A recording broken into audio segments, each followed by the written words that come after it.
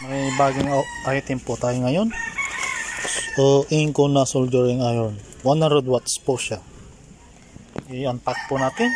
Tapos tingnan natin yung itsura ng item. Let's unpack po na. I-unpack po na natin. From Shopee po ito. Order po sa Shopee.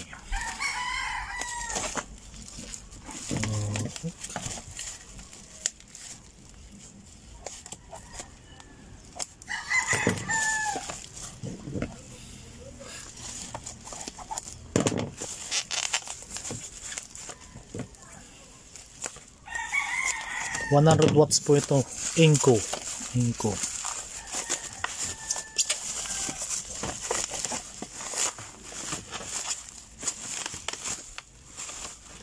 Talanaan.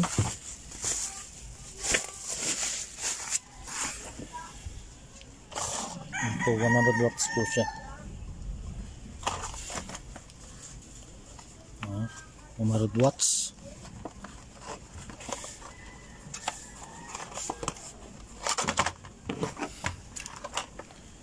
Ito pala yung model ng S100-108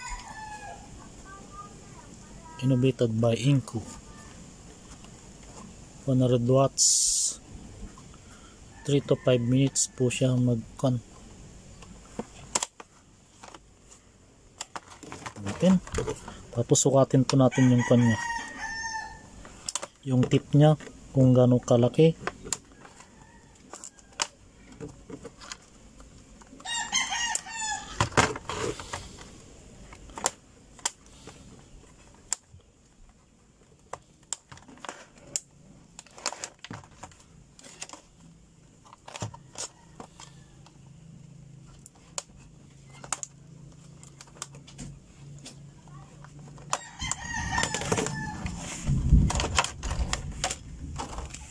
Ang plug niya po ay ganito po, yung round. Tapos to malaki po siya. Walang po tayo ng panukat. I love Inco. Tapos may kwan po siya. Still lang.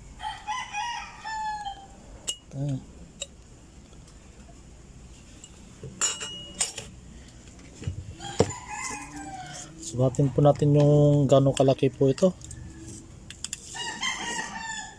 Almost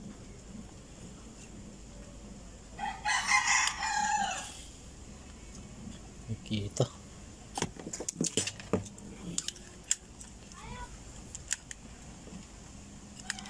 Ano po yung kanya?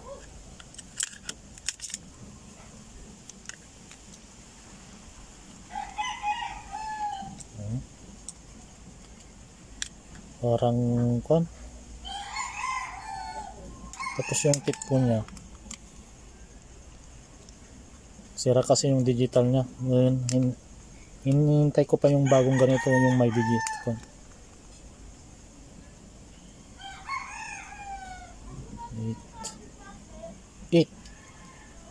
8mm.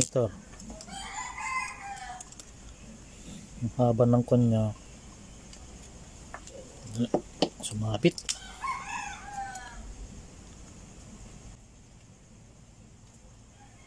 $30. Pwede naman po i-adjust to yung labas na ganun. Oh. Ang haba pala nito ay ito.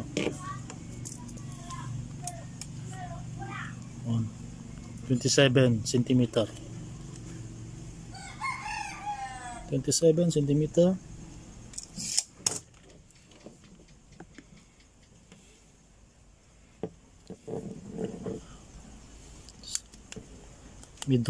Made of high quality plastic po siya. Industrial. Ayan.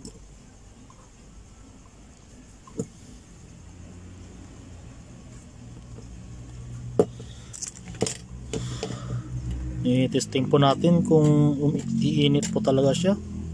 Baka kasi hindi umiinit tong pinadalan nila.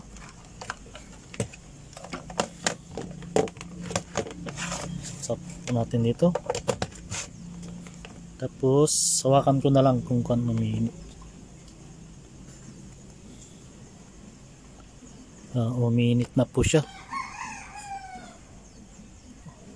Working po siya. Ano?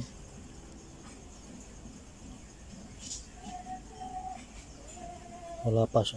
Dito lang muna. Okay na? Okay? Dito na ako. Ito lang po ma-share ko about Inco na soldering iron. Lagay ko na lang po yung link kung saan ko binili. That's it. Thank you for watching.